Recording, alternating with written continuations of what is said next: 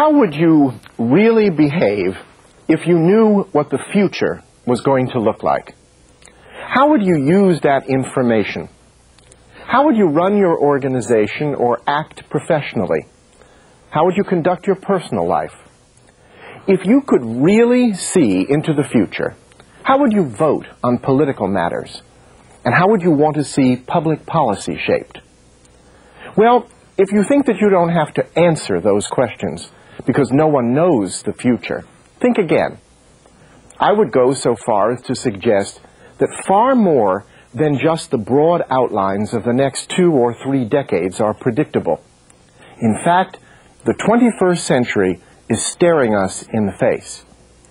I would also insist that once we know what the future is going to look like, we have to have the courage to meet it head on.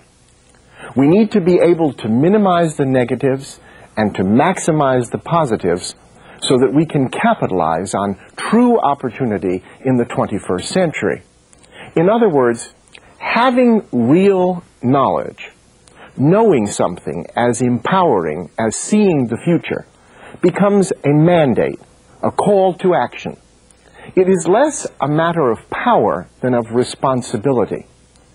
With all of this in mind, let us look ahead to uncover the forces that are shaping the next century. The 21st century will be an age of sharp dichotomies. 10 major antithetical trends will shape developed and developing nations alike, primarily because of breakthroughs in science and technology.